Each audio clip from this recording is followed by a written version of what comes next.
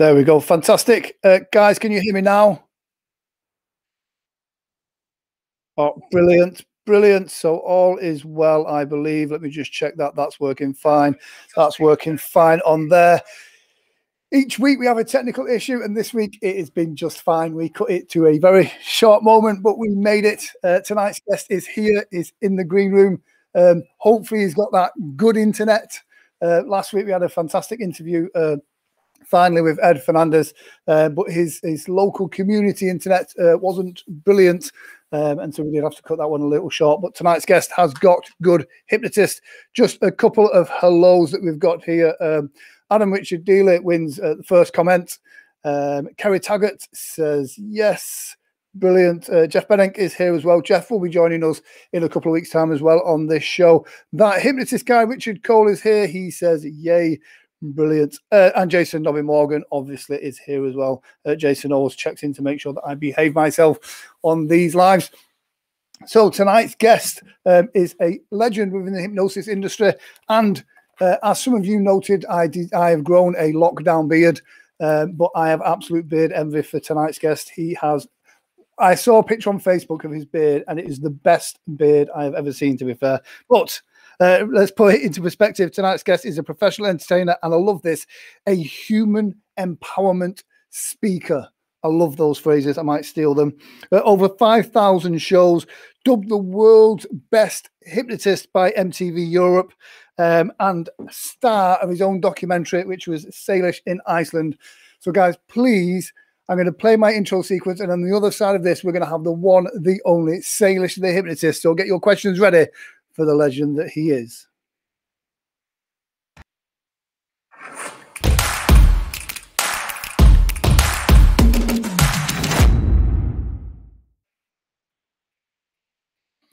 Let me just bring him in. And there he is. Good evening, Salish. How are you? I'm doing great. It's lunchtime here in California, but I'm wonderful. Brilliant. I always ask a guest, which part of America you're from. I always put America into two camps, warm and cold. And California, I can imagine, is beautiful right now. So yeah, how are things there with lockdown, with COVID, and everything else at the moment? Actually, it's not bad. Our numbers are down. We're starting to open up. I'm starting to get some actual live shows. Wow. I've had two. Actually, I after my last show, I decided just to grow my beard, my lockdown beard, and I was about to shave it off, and I had a couple comments like, "Don't get rid of it." No, that's a proper beard. In fact, someone's just already commented there saying you need to work on your beard game, Grant. So yeah, yeah. The things are opening up. They're right now. They're announcing that June 15th, California will be completely open, 100%, wow, which is absolutely amazing. We're noticing venues starting to open up. Which is great. I mean, lockdown was really hard, and it was really strict in California. So, I mean, I had 141 cancellations and post. Yeah, it was good. I mean, I remember my last show before we locked down, and I knew COVID was about. It was still a thing, but I didn't think my last show was going to be the last show, if you know what I mean. If I'd have known, I'd have made more of it. So what was that like for you? What was your last show you did before lockdown? So live shows, I've been able to do a few during lockdown with certain COVID rules, where only 10% were allowed in the venue. I mean, I had one venue and it was kind of great. I was allowed 200 people, but it was in a 2,000 seat arena. Oh, it felt pretty empty. And then we had the 6-foot rule and masks on stage, chairs 6 feet apart. Allowed to touch anyone, unless they were completely falling out of their chair or something like that. So I mean, it's hard. It was a little bit difficult. I mean, speaking through a mask, having or not being able to do an arm tug or put in a proper deepener, and noticing that, like, wow, I got to readjust half my skits because they're not interactive, or or you're looking for facial expressions and you can't see nothing behind a damn mask. Yeah, I did one show during lockdown, and for me it was such a learning curve, and I've not done that many, because it's just, for me it was so difficult to get that that feedback you get, like you said, from the arm pull, or just a touch on the shoulder. That kind of, those things make such a difference on stage, and being able to read their faces as well. It's been a bit crazy. So yeah, I was speaking to Andy Venning, who's an Australian hypnotist, and they're kind of out of it now. They're going back to normal, and I think he said he's at 80% of the shows he was at before COVID happened. So it's nice that things are bouncing back. How are things looking for you with like new bookings coming in? They're bouncing back. I have I'm still doing some virtual, so I don't do a virtual show. Yeah. I know a couple hypnotists have, and for me, I called up one hypnotist and it was like, how did it go? Like, I mean, I don't want to attempt it. I don't want to do it. The risk is not worth the reward. Yeah. And his comment was, and I'm not going to tell you who it is, but his comment was, I didn't completely suck. Yeah. And that comment alone was like, you know what? I'm glad I'm not doing these shows. So yeah. I pivoted to doing virtual mindfulness, helping students, and I do a lot of work in college universities. So helping students deal with stress, create a more photographic memory, and be stress-free during exams so they can recall their information. And that's been really, really well. And it's kind of been nice to be able to do stuff like that. But my second to last show, my first show of this year was on St. Patrick's Day, and it was like red state, middle of Iowa. I flew in, and then it still took me 90 minutes to get to the venue. That was the closest airport. Small town. The college was in complete lockdown with their students, and I kind of walk in, and I have all these different protocols with my stage show as far as COVID. I'm like, and I asked 101 questions. What's good for you guys? Do you want the chairs 6 feet apart? Does everybody have to be in a mask? I have hand sanitizers, 4 or 5 different microphones set up. So a student has their own microphone, masks on the microphones that I purchased, everything. And they're like, and I walk into the cafeteria, and the show's just above that spot. And I'm like, holy shit. Like nobody's got masks on. Nobody's doing nothing. And he goes, we only have 525 students on campus. We test weekly. Nobody's had COVID for 2 months. Not a single case. Yeah. And I'm like, amazing. And they're like, okay, you got your shots. I said, yeah, I'm fully vaccinated. I'm not worried about myself, but I want to follow all your rules and just make sure that everything is what you want. Yeah.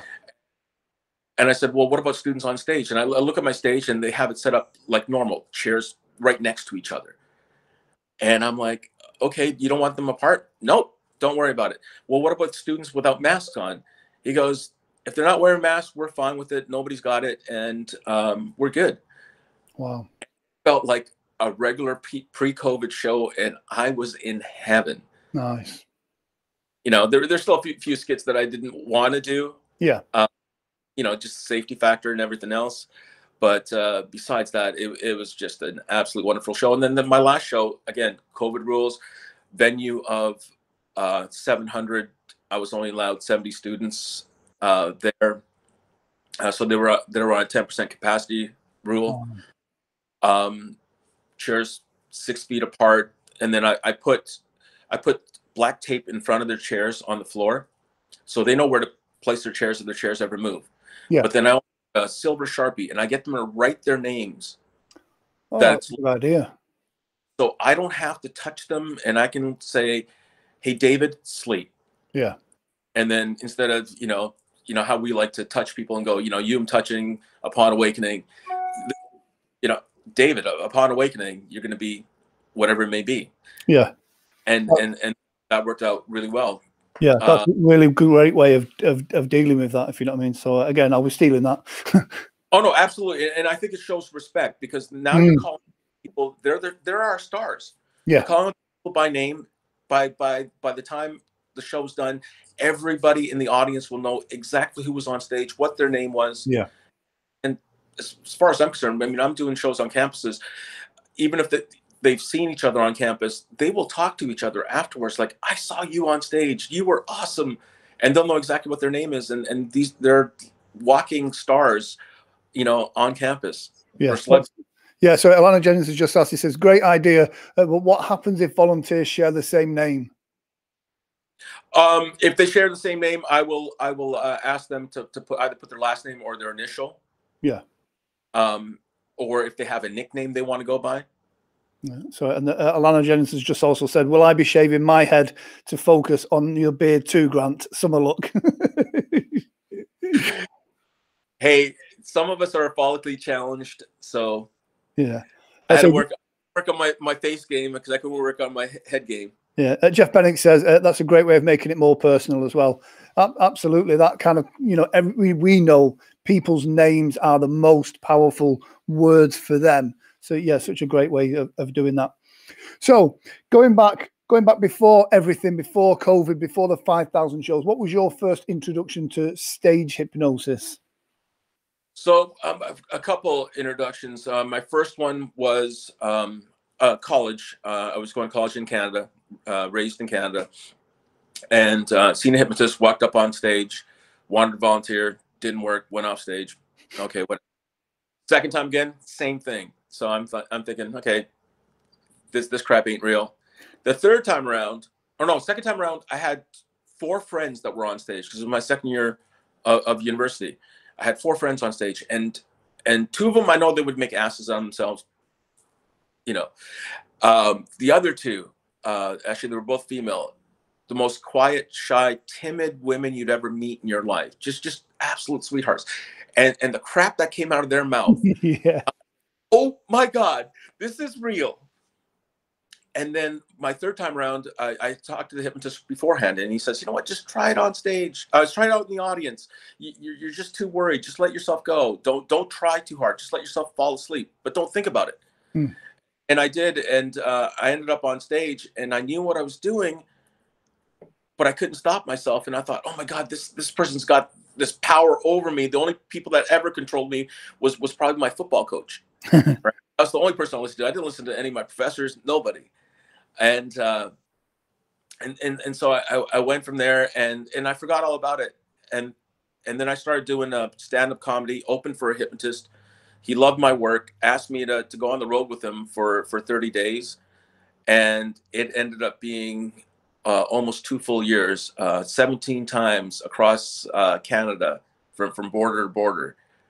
And it went over great, and I walked away from it, and I figured I enjoyed the entertainment business. I wanted to, a bar restaurant owner in that kind of field, and I was managing a bar, and some of my staff were like, "Hey, Salish, you work for hypnotist. Can you hypnotize anybody?" And I sat through like 4 of his courses where he had people, including Anthony Cools, learn from him. And I sat there, and I had to be, that guy that handed out all the paperwork and listened to everything, and was used as an example for everything else. And I absorbed all that information, not realizing it. So I was doing it for fun. My boss ended up asking me to do a fundraiser, earned a ton of money for these children at a school, and I just fell in love with the stage. Nice. Yeah, but basically those 2 years I was touring with him, I was his roadie, his driver, set up the stage, set up the sound, his DJ. I was basically his bitch. And but you know what? It's one of the best ways of learning, because you're in it. You see everything backstage, and like you said, you learn everything from the cables, the sound. You learn it all that way. It's amazing how many times I speak to some hypnotherapists that want to learn stage stuff and have never volunteered for a stage hypnosis show, let alone seen a stage hypnosis show. So that's always a bit bizarre. It was an incredible experience, and nowhere lie. I recommend it for anybody that wants to get into stage hypnosis. I mean, find somebody that you absolutely admire and respect, and create a bond of friendship. you know, there have been a few hypnotists that have done that with me, and I know you had Chris Jones up recently. Yeah, great guy. Like, I mean, he drove 6 hours to come and see my show. Wow. And he was like, "Hey, you know, I really want to get into this. I've been doing some studying on it and everything else. You know, would you have any time, and you know, can I take you out for a bite to eat?" And we spent about 6 hours talking, and then hours upon hours on the phone. He was just such an amazing young man. Yeah. And it went from there.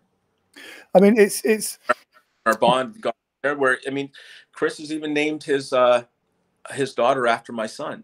wow. So Wow. my name is Siddharth, Sid for short, and he named his daughter Sydney. Wow. And he goes, kind of after your son. And you know what? It's so important to make those connections within this industry, especially because, you know, it can be a lonely business. There's a couple of hypnotists here in the UK that, you know, if I've had a bad show, you know, they're the first person I'm on the phone to on the long drive home, you know, kind of just, you know, debugging the show, going through it, trying to figure out what went wrong in my head. And it's important to build those connections as well. So a couple of questions as well. Alana Jennings said, "What did you study at university?" I was studying to become an accountant. Oh, I mean, at least I do my own books now. I'm good with numbers, but I mean, that was my thing. You know, parents always like, you know, get a great job, you know, a steady income, a good income, that kind of thing. So I followed that path. I mean, I definitely, you know, wanted to play, you know, professional sports. I wanted to play football, but I knew I wasn't big enough, yeah, or fast enough. But I enjoyed my time doing that, and it, you know, put me into a leadership role that way. So I mean, it was just a life experience. But yeah, believe it or not, it was accounting. I was good with numbers. do you know, it's probably the biggest part of our business is the business side of it. The actual walking on stage and making people laugh is just a small part of what we do. So, I do free. It's everything else. Yeah. That we deal with, the travel, the you know, the setup, all that kind of stuff. That's what we get paid for. Yeah. Yeah. Lana Jennings again says, "Do you still do any accounting stuff or totally not?" No. Now, actually, to pivot from COVID and everything else, you know, I always like staying busy. I don't like being idle at all. So I mean, I've done a few virtual shows, but they're far and few in between, or workshops, basically, virtual workshops. So actually, I'm gonna show you right now. I mean, I love the gym and working out, and I think, you know, the body, the mind, soul is all interacts. So I'm gonna give you a little quick thing, so you can see all the gym equipment here. Oh wow! So I kind of work with a friend of mine who's a gym owner, and he's selling all those equipment, and I get a workout for free. Wow. And sell these equipments, and then in the evenings I help out another friend of mine who runs an agency, and I do. I'm basically a caregiver for people with cerebral palsy. Wow. And you know, and that's my soul cleansing. That's my kind of giving back. Yeah. And actually staying busy, and this way my wife doesn't hate me for being home all the time. Yeah, I totally get that. It's so weird that with COVID, from being on the road all the time to being home all the time. It was a big transition for me. Oh wow! My sister is an online fitness coach. I work for her as a virtual assistant. There you go. But yeah, the connection between mind and body is so important, and you can't just have one without kind of looking after the other. Lana Jennings says, yes, keeping busy is key. So let's talk about your shows. We always ask guests this, and it's always nice to talk about our victories and our celebrations. But along the many, many years you've been performing, there must have been some shows in there that were the moments when you thought, do you know what? Sod this, I'm going to be an accountant. Tell us about your standout, the worst show in your mind, and the challenges that you kind of overcame for that. So one of the worst shows in my mind. I mean, there've been a couple. I mean, there's been more than a couple, but the ones that kind of stand out is like you'll be at a venue and you have such an amazing time, and then you go back and you think it's going to be absolutely amazing again, and sure enough, something's happened. The venue's gone downhill. Another venue's opened up down the street that they've taken their thunder, and you go from a packed room to like, hey, there's 12 people here. Yeah. And I'm a a hypnotist to the purist, and I this is what I say. I'm a hypnotist to the purist, and I only do hypnosis. I don't do anything else, and that's because I'm not good enough to do anything else. That's the truth. So people ask me like, "Oh, you can just do some magic or something." And I'm like, "I'm not a failed magician. I'm just a hypnotist." Yeah. I always say there's been times when there could have been a show, but because it's not been going the way that I wanted it to do, if I'd have had magic in my back pocket, I would have fallen back on that. But because I don't do magic, I've had to do a show. And sometimes I've pulled a good show, sometimes an average show, out of a bad situation because I've not had something to fall back on. So, and that's no slight on the guys that do magic as well. But like you, I'm a bit of a purist. Yeah, and I'm exactly the same way, and I'm envious of them, but it's also made me a stronger hypnotist because I had nothing to fall back on. Like here's my prop bag, and let's show you some magic or yeah. or something like that. So I've had venues like that. I had this one show, and I had this one entire girl that was a complete flopper on stage and everything else.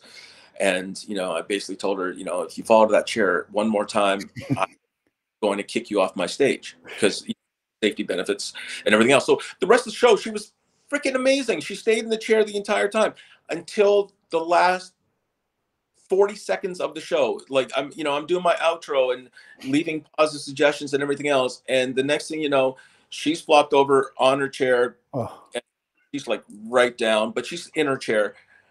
And the next thing you know, I hear a thud behind me and she falls forward, on her head and everything else. And then all of a sudden it's, I'm like, are you okay? Try to stand her up. She goes, I can't move. I'm paralyzed. What did you do to me? Breaks a venue. They call an ambulance, the whole 9 yards. And I'm just like super worried. Take her to the hospital. I follow up on everything. And then I find out later, so I was never invited back to that venue again. Yeah. Just for safety reasons and everything else. But I find out from other students, they were like, oh, it was that girl. Oh, she embellishes everything. She's just a drama queen and everything else. And I'm like, I felt really bad at the moment. And then I found out she was completely fine. And I'm, in my head, I'm like, you stupid bitch. You cost me a venue that I've been doing for 10 years straight. I've been tradition here and they won't even touch me because I'm now at risk. Yeah. So, that hypnotist guy, Richard Cole, says, I met you when we were doing bar shows in the 90s. Do you have any horror stories from your bar show days? Oh, my bar shows days, like yeah, a few of them. And you know what? That's what really made me work my butt off, because we were dealing with drunks all the time, new venues all the time, venues where they were hot, at one time, and then you go back and they're a complete dead venue, and they're just trying to bring you back to hopefully bring in a crowd again. Yeah. So I had rickety ass stages where there was a giant gap and somebody had pushed back out of the chair, and back then all my shows were like dirty bar shows, with the orgasms, the chairs, the whole 9 yards. One guy pushed back and it was like a 4-foot drop off the stage, and there was a corner missing. Because the wall was in a weird shape, that there was a corner missing. So when he pushed back, I I knew I was going to fall, and this person was going to fall too. So I wrapped my arms around the person to kind of brace that person. So I fell on my back with this person's weight on the chair and everything else.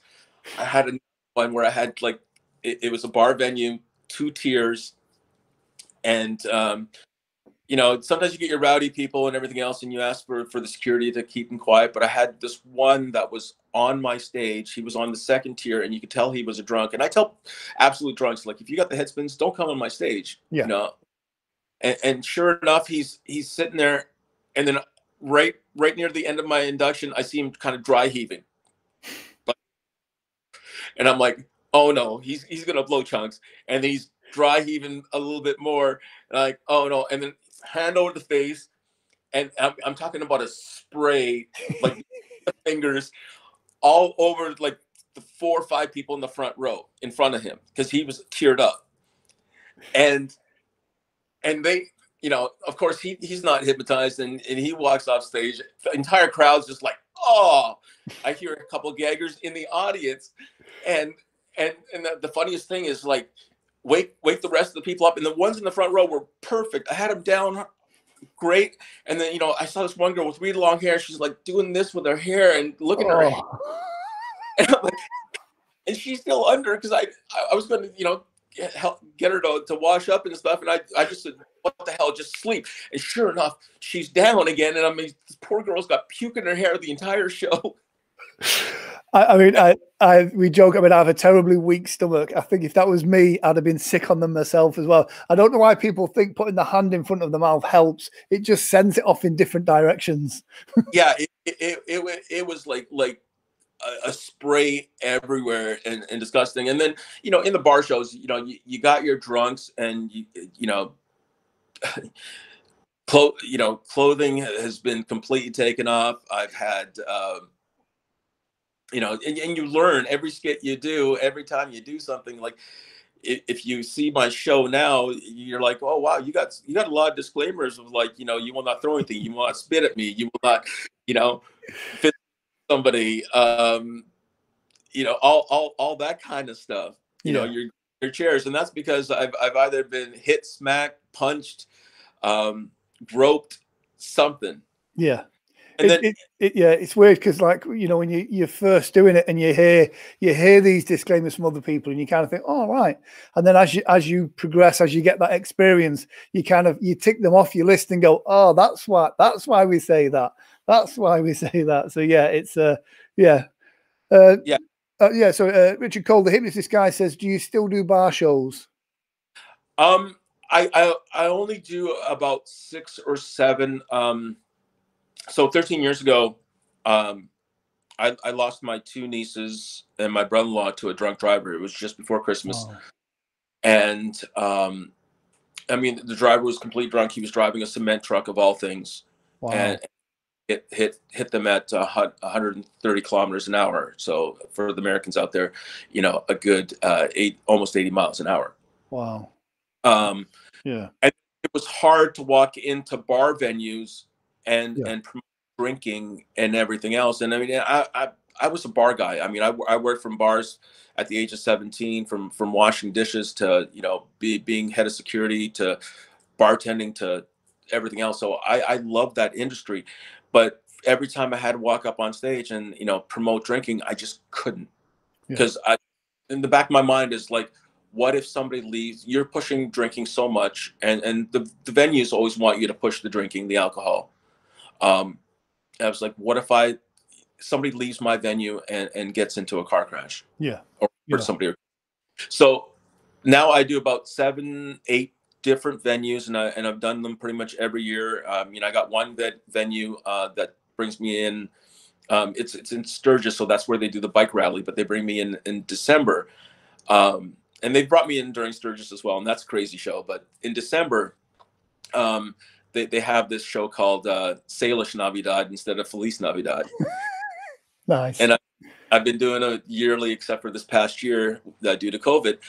And the bar owners know that I won't promote drinking whatsoever. You know, and the beautiful thing about their venue is my show starts at 8 o'clock, but they have people sitting at tables ordering food at 4 in order to be able to get a table. Nice. Nice. So they love me for that, and they never say, hey, our drink sales are down, because that's another thing that, you know, when you're a hypnotist and you got this great show happening, nobody moves out of their chair, nobody orders anything, and they're like, you know, your show was great, and our sales were great before the show, our sales were decent after the show because a bunch of people left, but during the show nobody freaking drank. I want you to push the drinking. And I'm like, sorry, I can't do it. Yeah. Yeah, that was a lesson I learned on the bar sales kind of fairly early on. I think the second show I ever did, the show went down brilliantly. So I've contacted the booker a couple of days later about rebooking the show, and they were like, "Yeah, your show was great, but we took no money over the bar during the time that the show was on, and that's no good for us on a Saturday night." And then you kind of go, "Oh yeah, you don't think of it like that." So yeah, I mean, our job is predominantly to put bums on seats and cash in the promoters' pockets or the venues' pockets. Yeah. So I mean, if it's a theater show, that's a different story. You know, they're there to see you, and they're not really concerned about liquor sales or anything else. But I mean, for those of you that bars and everything else, run an intermission, run a couple of intermissions, run a longer show. The intermissions, when you have volunteers on stage doing, you know, crazy, stupid things in the audience during the 10, 15, 20 minutes that they can refresh in the drinks, go to the bathroom if they need to go to the bathroom, all that kind of stuff, you know, that works. You know, I think that can be one of the funniest parts of the shows, because, you know, you've got people reacting to certain suggestions during the interval whilst they're with the people, if you know what I mean. It's so that's always a great way of continuing the show, but during the interval. Yeah. So I mean, like, you know, certain skits that you could do during the intervals. I mean, for me, I used to love doing this. It was called the family reunion, where you'd walk around and every person wearing a certain color would be a long lost relative that you haven't seen forever, but you also remember that they borrowed $100 from you and you want money back. Yeah. Or, you know, if somebody says hello to you, just a trigger word, and you can make it as funny or as sexual as possible. Yeah. Mine was, you know, one of my ones that I loved was, you know, somebody said hello to you, the person hypnotized would walk up and go, "Who's your daddy?" And then slap the person on the ass and say, "I am, bitch," and then walk away. Yeah. So different things like that, or, you know, finding somebody in the audience that's the same sex you, wearing the color black, the first person you see, and then they become your dominatrix lover, and you're going to walk around the bar introducing them to everybody and all the different crazy things that you do together. Nice. That's a great skit. Jason Callahan says, "I don't do bar shows anymore. So the last one had a surprise 40th who all welcomed the birthday boy halfway through my induction by singing happy birthday and ruined the show." Yeah, I think that sometimes the problems with bar shows is you're not necessarily the main focus of attention. So yeah, people can be there for other reasons as well. So go on. Shout out to you and Jason. It was great meeting you a couple years ago, and I think he's absolutely phenomenal as well. Great guy. He was on the show a couple of months back. Great guy. So yeah, we've talked about your challenges and the difficult shows and the horror stories and stuff. Tell us about your wins, the standout shows that really stick in your mind about why you love doing what you do, like your favorite shows. Some of my favorite shows are actually when I get older people that come up to me afterwards and go, "I haven't laughed that much in years," or "My sides are hurting," or you just see a joy in people's faces and everything else, or an awe. One of the, you know, a show that I did that always stands out was I did a show, and afterwards I had and back then it was just some CDs for sale. And so a bunch of students bought some CDs, and then I was there the following year, and just before I got to that venue, I got an anonymous message, email, and said that, you know, "I saw your show last year. You were absolutely amazing. I would never approach you to tell you who I am, but I just want you to know that your CD changed my life. Not only did it make me feel better, but I was suicidal. And I was about to end my life, and I figured, what the hell, I'm just going to pick up your CD." And he goes, "I've been listening to it, and I was going through, you know, a bunch of different things." And he goes, it got me through. I listened to it 30 days straight, and I'm so much better. So thank you." Wow. And for me, it was just, you know, a CD to make people feel better about themselves, but to have somebody that says that they were absolutely suicidal and something like that. I was on cloud 9 for about a month straight. Where I was like, you know, this is amazing. I've made a difference in somebody's life, and I didn't even expect to make that kind of difference.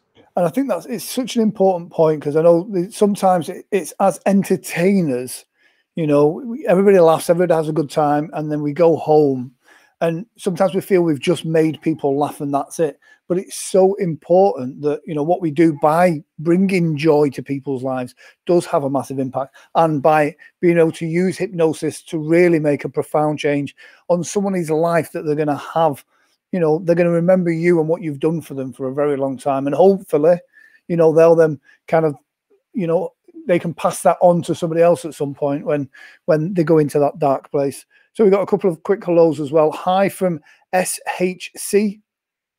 I don't know if that means anything to you. It doesn't mean anything to me, SHC. That's Dennis Ridgway. And Natasha Stanley says, that's insane. Proves you never know how much of an impact you can have on other person's lives. Yeah. It's absolutely amazing. Actually, one of my favorite stories and realizing how powerful hypnosis was I was it was only my first year of doing shows, and I was in this northern Canadian oil field kind of town, and like a barn shaped venue. It was completely sold out, 400 people, and it was almost like a bingo hall setting, except the tables were you know, kind of just long ways. Yeah. Was watching the show, so I had this great show. I come off this huge high of, you know, the laughter and everything else, and then this one old lady that she was well in her 60s. She was sitting in the very, very end, and she stopped me and she said how wonderful my show was and everything, and I was like, oh, thank you. And then she starts explaining how she had these migraine headaches all the time. And then this woman looked like, you know, she smoked 2 packs of cigarettes a day and had, you know, 4 or 5 whiskeys or brandies or something every day. She looked like she was aged hard. And then she's telling me the story and continue on about how she's had these migraines for 25 years and she just medicated enough to be able to be here. She's got to find that right dosage. And if she doesn't, you know, she's in constant pain. And if she takes too much medication, she's on her couch and a vegetable. And I'm feeling bad listening to this woman going, okay, you know, I'm sorry to hear that. And then afterward, and then I said, you know, how can I help you? And she's like, touch my head and take the pain away. Oh. And I'm like, excuse me? And she's like, touch my head and take the pain away. And I was like, you know, I'm sorry, I can't. It doesn't work that way. You know, I need some quiet and a lot of time. And this is, you know, I learned the really long ass induction. I mean, for me, I learned half-assed backwards. I mean, I learned as a stage performer and then got into the therapeutic stuff afterwards. Yeah. But this was probably one of my triggers of why I got into the therapeutic work. And then, you know, I'm trying to explain to this woman that it's not going to happen. It's too loud in this venue. I need more time. And I wasn't even sure, you know, if I could even help with pain or anything like that. You know, I heard you could, but I never knew you could, or seen it done. And then, you know, continue talking to this woman, and then her friends are sitting there, and so they're just like, you know, just touch her head, show her you can. Right? And I'm like, okay, fine. So she's sitting, and it's just a chair with a back on it, and I'm standing like right here. There's nobody on the other side, and I'm just like, okay, touch her head to show her it doesn't work, and she flops over. Her ass is still on the chair. Her head hits the floor. Everybody jumps out of their seat around her. We pull her back up into the chair. Her eyes open, and then she's got that deep hypnotic glaze in her eyes. Like, I've never seen it happen ever that fast. And then she's touching her head, and she starts crying and just bawling her eyes out. And I'm like, oh no, I just made it worse. And she's like, you took it away. And she jumps up, gives me a big hug, and I walk out absolutely freaking dumbfounded. Yeah. I don't know what the hell just happened. And this was before, you know, really cell phones. And this was like very early 90s and everything else. And then there was this one hypnotist, a German guy. His name was Harman, up in Canada.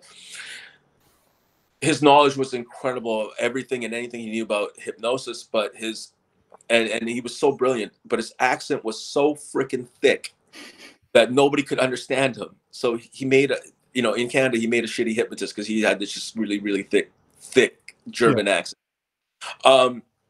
so he's the first person I call, and I explain to him, and he just laughs and he goes, "Oh, you experienced the hand of God." And I'm like, "What are you talking about?" And he goes, "She believed so much that you had this great power." Yeah. And that was my first introduction to an instant induction and everything else, because I thought, it took the long 15-minute Yeah. induction and everything else, and the 20-minute pre-talk and everything, before you started the show, and it changed my life. Yeah. Yeah. And such a great moment as well. Oh, it was, and I've had a few moments like that where, I'm just in awe, and I love hypnosis and see what it can do for people and everything else. So and for the people that are out there that love, hypnosis, I say go for it and push the envelope and better yourself as much as you can. I have issues with certain artists that are out there that as I said, they were failed magicians, so they got great stage presence, but they don't have any respect for what we do, or they in mindset they have this whole concept of magic is not real, and and they can't wrap their heads around what hypnosis can do. So hypnosis is not real to them either. Yeah. Yeah. And we've all experienced people like that. So yeah, Natasha Stanley says, did you get to a certain point when you realized that your reputation is all that you need, all the pre-talk that you need? Oh yeah, absolutely. My pre-talk is down to about 2 minutes. My induction's down to 3.5 for a mass induction, and Nice. I've had people come at me and go, "Oh, you can't do a progressive in 3.5 minutes," and I'm like, "Watch me." You'd be surprised of what you can do. And sure, the accolades definitely help. I had that video that went viral before YouTube, from Iceland with people having orgasms and having sex with their chairs, and MTV Europe said I was the best hypnotist in the world, and FHM magazine said I was the #1 download for that year. And Nice. I wish I had control of so my one thing was, I wish I had control of all the information that came in from those videos. Yeah. Because it was an Icelandic site in Icelandic, and a lot of people couldn't find who I was or anything like that. I wasn't big on the social media presence, and it was very, very young in that time. And so, I lost out probably on some opportunities. So I wish I could more control of that. But to have 54 million hits when half the people were on dial-up. Yeah. Dennis Ridgway, the SHC, by the way, was the Stage Hypnosis Center. Apologies for that. And it says, why are all those old hypnotists going bald? And Jeff Benink says, and that kind of relates to the point you just said then, did the dirtier adult shows hurt going into the college circuit? Oh yeah, absolutely. I heard going to the college circuits. I heard doing high school shows. You're sort of pigeonholed. So I had great things happen for me. It hurt me for the Edinburgh Fringe Festival. So what had happened with the Edinburgh Fringe Festival was, because of everything that happened in Iceland, the promoters took me to England, took me to dirty words. What's the big comedy club that's in Manchester and in London? There is the Comedy Store. The Comedy Store. Yeah. Took me to the Comedy Store. I did a show there. They fell in love with it. Took me to, they got me a venue in Edinburgh, the second largest venue in Edinburgh, with a 9 to 10:30 time slot. Nice. Everything was going great, and then 6 weeks out, 5 weeks out, I'm on cloud 9 getting ready to do this, and I get a phone call saying that my show was pulled. It was canceled. I don't have a venue anymore. And because the church owned the venue. Yeah. And then they saw my videos and they wanted nothing to do with me. Yeah. And that hurt. And the person from the Comedy Store was the same person that brought in Russell Peters. And Russell, we saw what happened to Russell Peters. after the Edinburgh Fringe Festival.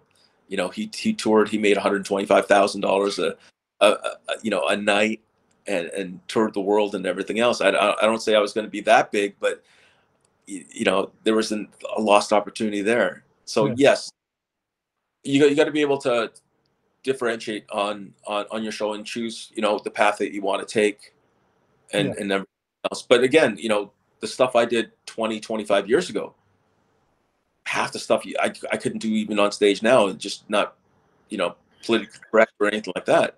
I mean, it's weird. I mean, especially in hypnosis, you know, I say in the early days, as in our early days, there was an expectation to do more adult material, and the onus was on making people do crazy things. Now, I believe there's a more, you know, they're more interested in the psychology and the comedy sort of thing.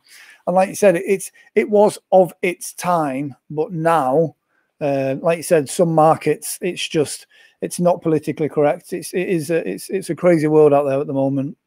Yeah, I mean, now it's so much different. I mean, I've had, you know, amazing reviews and everything else, and you know, the one that sticks out, and actually I've been told that if you Google my name and the word hypnotist, the thing that comes up number 2 now is a really, really bad review from a college student who now is part of a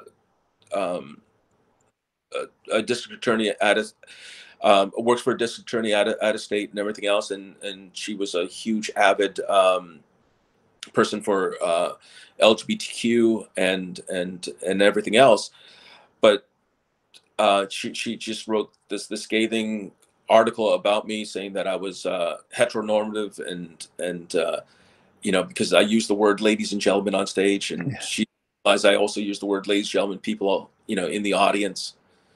I was, you know, choosing to make, you know, pulling out a skit with just women, and she chastised me that, you know, why can't men be a part of that skit? Because, you know, which was stupid. And if she would have talked to me about it, I would have first said, you know, I had every single skit approved by Yeah. by advisor at the venue, and everything else. But I've also just recently found out, because when she first wrote it, I was upset, but I was like, oh, I'll just let it pass. That's, you know, one person's opinion. You're not going to please everybody. It's almost like being a DJ for a wedding. You know, you're going to please 90% of the people, but somebody's going to say, play something good, that's too loud, or something else. Yeah. Especially nowadays. But you know, I just found out that somebody, and I don't know who it is, and I figured, you know, my staff thinks, you know, competition, but they're paying for that ad to be, you know, on the first page of Google. Yeah. Yeah. But you know, weird as it sounds, I think a bad review sometimes can make, when somebody looks at reviews for somebody, and if they see the majority are positive reviews, and then there's the odd bad review in there, it makes it look more honest. So yeah, Natasha Stanley says as well, what review site is it on? I'm happy to go on and leave you a positive review. And Richard Cole says, that hypnotist guy, what year did you start? 20 to 25 years ago sounds way too long ago. So I actually started 27 years ago. So it was basically 1994 was my first stage show. It was June of 1994 at the bar I worked at. Nice. And yeah, that kind of mid-90s was a very different market to what it is now. Yeah, so and then I toured and traveled with the hypnotist for 3 years and helped him write his skits and everything else. So, you know, it's been about 30 years worth of experience for me now. Fantastic. What's next for you, Salish? Where are you going? Where do you see stage hypnosis as an industry going as we come out of COVID? As far as coming out of COVID, I think it's great. I mean, I have tons of bookings already for the fall and into the new year.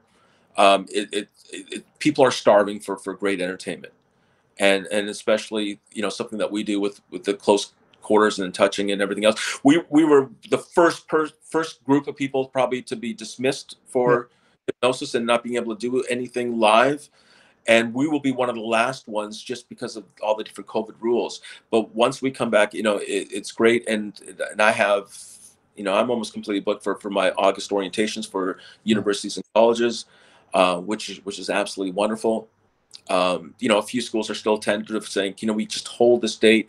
We don't know yet. Our administration hasn't told us exactly what the rules are going to be, but this is the date we want. And it's also cleared out a lot of hypnotists as well. I mean, as far as entertainers all around, the cream will always rise to the top. The people that were able to survive and be able to pivot, they're going to come back full force. Others that were just starting off, or this was like a sideline kind of thing, or they were undercutting the rest of us because they were weekend warriors. Yeah, they don't really exist as much anymore. So I think for a whole, as bad as COVID was, it's going to be better for all performers, all entertainers, the ones that have been able to survive and be strong. I mean, this is a true test of survival. It's nice speaking to guests like yourself as well, especially now. The mindset seems a lot more positive. I mean, when we started this, however long ago this live stream was, speaking to guys that are legends within the industry, and seeing where their mindset was in the middle of this. I think we've all been through really dark parts of it. And just to make us feel even worse, by the way, when you said 1994, Natasha Stanley says, "Oh wow, I was only 3." Well, you got a huge future ahead of you, and you're just a freaking baby. Oh my God! Yeah. Brilliant. Well, I always ask guests this as well, because it's always interesting to know what people at the top of their game are reading, or what they consider to be good influences within kind of our field. But if you were to recommend 2 books to somebody watching this now, whether it be to read or on Audible, on Amazon, or anything like that, what 2 books have had the most influence, or would you highly recommend to people watching this? Oh wow. I'm an absolute avid reader, but I'm going to go right away from hypnosis and go with anything that grows you. Like, for me, one of my most positive influences is the writings and teachings of the Dalai Lama. Yeah. It actually taught me to be more grounded. Yeah. Appreciate things that are around us. And another one is actually there's been a few of just different artists that you kind of respect and admire, and you realize the plight that they went through. It's nothing about, you look at them and they're superstars, and they're amazing, but they've gone through everything that we're going through now to reach where they are. And maybe we're never going to get to that point, or we're just on the cusp of getting to that point of greatness, but realize that people have struggled before us. And it's just not, going from doing well what you do to being a superstar overnight. That rarely happens. You think about how much time, energy, and effort they've spent, and how many downfalls they've had, but they've kept persevering and kept going. And COVID's one of the biggest ones for us right now.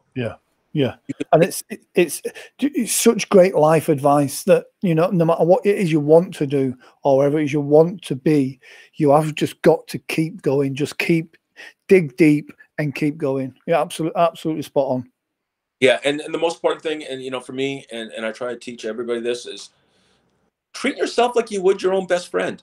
Because for our best friends, we're the first ones to pick them up, first ones to say, "You're amazing, you got this, you're incredible, I love you, you deserve it, you're better than that person that got it, do it again." But we don't do that for ourselves, ever. True. Very true. Very true. I'm a terrible influence on my best friends, though, so I might not take that advice too much to myself. Well, story, a drinking game or a dare or a party is one thing. You're the first one to laugh at them when they fall, when you do it, or they make an ass of themselves, but you're the first one to defend them when somebody else does it to them.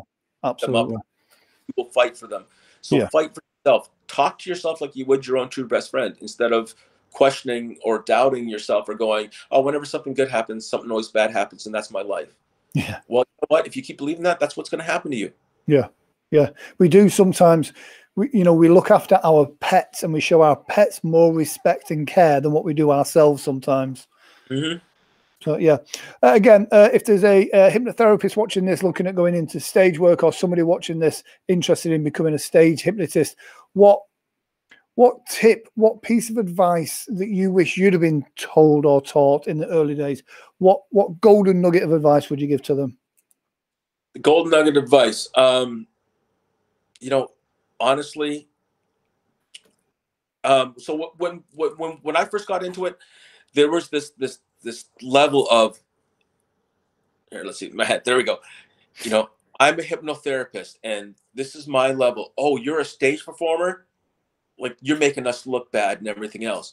Everything about hypnosis, if it's done right, done well, will push and promote an absolute amazing art form and ability to help others. Like them, for the therapist, if you start doing stage shows, you're going to get hundreds and thousands of people once you get to that level that are watching, that are potential people that you can help. Yeah. When you only do your therapy, you're only helping one person at a time. Yeah. So right. Yeah, don't have that mindset of I'm better than or anything like that. I mean, there's greatness out there, and talk the ones that you respect, that you're like, wow, they didn't know what they're doing. They know what they're talking about, and they're good that way. Yeah, I remember once doing a show, and I was just backstage waiting to go out, and I remember hearing a lady at the front at one of the tables, kind of going round, going, "It's okay if anything goes wrong. I'm a clinical hypnotherapist." Yeah, yeah. We actually went on to be friends after that. To be fair. Oh no, yeah, which is great. I mean, and there's some great places that you can learn from. I mean, I know you just had William Mitchell. Yes, great guy as well. Yeah, and you know, I started his first time with Heartland Hypnosis, and actually, what's funny is we became friends very, very quickly. I met him on the college tour. He was at a conference, and then he got questioned by many people of like, how are you friends with Salish? Like, you know what his show is like, and you're God's hypnotist. Yeah. and I love that. That's a great moniker to have underneath your show, God's hypnotist. Yeah, be perfect for William. But William is such a great guy, and then William's like, you really got to get to know Salish. Like, he's not what you see or think that because he had that one thing that with the orgasms or the handshake or the chairs or whatever it may be. Yeah, and there's aspects to everybody. So find the people that you respect that could influence you, friend them, and if they are a good human, they'll help you. Yeah, absolutely. Jeff Bennett says he hopes to see you next year in St. Louis again. Yes, Jeff, it's a pleasure, and I'm a huge fan of Jeff, and he's going to be absolutely amazing in a couple of weeks. Got a lot of knowledge to teach. Brilliant. So, Salish, go on. Hold on a sec. For you and what you've been doing with all this and all the different amazing hypnotists that you've had out there and you've brought in, and I mean, you've definitely created a lot of knowledge for people. And for those of you that are watching this, and I don't care who you are, if you've been doing this for longer than me or you're just getting into it, go through all the different videos, learn from the experiences. You might find a personality that you absolutely love and adore. Talk to them if they have time, and they're good people. They'll talk to you. Yeah, absolutely. Learn and get better. Yeah, exactly. Richard Cole says, you are a good human. Thank you, Richard. That's one Canadian from another Canadian. I don't think Richard's got anything bad to say about anybody. Oh, I lost your...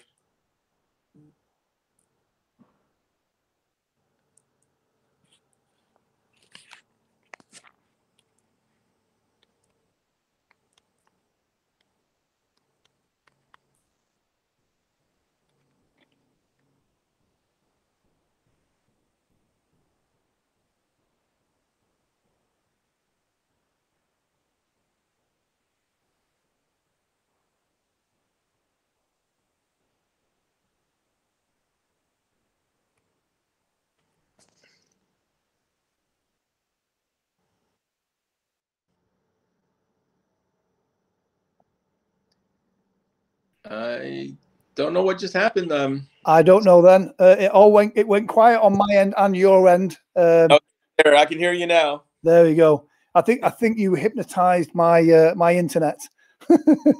Yeah, bored it to sleep. I'm sorry. That's it. That's brilliant. Salish, it's been an absolute pleasure. Thank you for coming on the show. It's been an honor to have you on as well, and some great knowledge and tips there as well.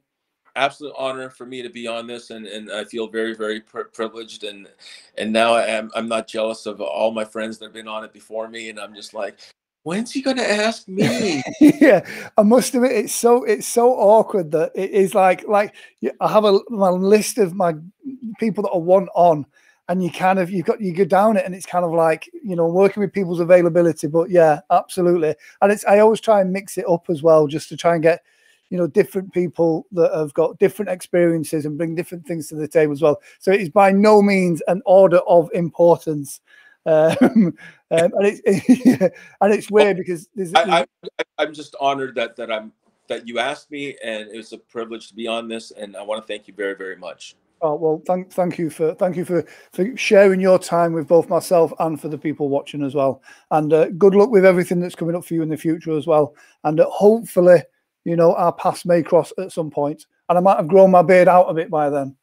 All right, hey, maybe we'll run into a competition. We'll have a beard growing competition, and let our fans decide on who's got the better beard. Yeah, I think you'll definitely win that one. Well, no, I mean, I got a 4-month head start on you, and I think genetically I'm just a hairy bastard, so it's just it works out for my benefit that way, you know, believe it or not. You know, I can grow hair everywhere but where I want it. Yeah. Natasha Stanley says, I'll tell you, he was excited all week to be having you on the show. There you go, you see. Oh, thank you. It's amazing and an absolute honor, and I really appreciate you and the people that have been there, and Jeff, I look forward to seeing yours, and Richard Cole, you're amazing, wonderful human being as well. I don't know what you said about Canadians, because that's where you cut out. Yeah. Maybe it's the Chinese or the American internet was disagreeing with me politically. But yeah, I was saying that Canada does produce some amazing world-class hypnotists. So, well, see, the one thing about Canada was we were pretty much all sort of kind of self-taught, and we didn't have the population of the U.S. where we always had to go back to the same damn venues over and over again and be creative every single time, because we weren't pulling in new people all the time. It was people that enjoyed themselves but wanted to come back because they loved it so much, but they also wanted to see something different. So you had to be a lot more creative instead of, you know, dealing with a mass of, you know, 350, 60 million people that you can advertise and try to get yourself out to. You know, Canada's a vast country, and there's venues very far and few in between that you had to make it, you know, your own. But I mean, there were some great influences for Canada, from Ravine to Terry Stokes, you know, who were absolutely wonderful influences. And it caused you to become creative. Yeah. I think it's so important. I remember there was a venue I did repeatedly for a few years, and it forces you to keep changing things up a bit, which, like you said, it forces you to be creative. Okay, this was back in the 90s, but here's a funny quirk about my show. I did the exact same venue 77 weeks in a row every Sunday, and that made you become very, very creative, because you were getting to see people over and over and over and over again. That, you know, I tried to brainstorm. I have 20 skits that I wanted to do, and I always had like 10. I always tried to create 10 brand new skits. Yeah. Every show. Wow. Yeah. So I mean, at one point, I think I had like I called it my Bible. I had 148 skits. Wow. And I look at it now and I go, I can't even do half of them, because I'd thrown out a venue for not being politically correct or chastised for something or another. Yeah. Weirdly, kind of going on the creativity, in doing a venue every week for a while, I discovered that if I didn't change the pre-talk and the suggested, that first kind of bit of the show, if I didn't change that a little bit sometimes as well, people assumed it was the same show anyway and would kind of go into that mindset. So I found that sometimes changing up my pre-talk was enabled to keep the engagement with an audience. So yeah, that was always a challenge. And it also keeps your engagement going as well, because then you don't become robotic. It's something new for you as well, even though it's the same in the audience. You know, and that's sometimes the challenge too, because if you do something like, I mean, there's some amazing hypnotists that have residences, you know, either Las Vegas or different places. But you know, if you get a point where you just become robotic, then you don't even enjoy what you do as much. And now you're just doing it for the paycheck. Yeah, absolutely. Salish, it has been an absolute pleasure. Thank you very much for coming on as well. And yes, guys, do check out Salish's website as well. It's on the screen there, and I will put links to it in the description. Good luck with everything that's going on. And once again, thank you very much for joining us. For us, it's the evening, and I'll let you enjoy the rest of your afternoon, buddy. All right, I'm off to have lunch. So, okay, see you later. Fantastic. See you later. Okay.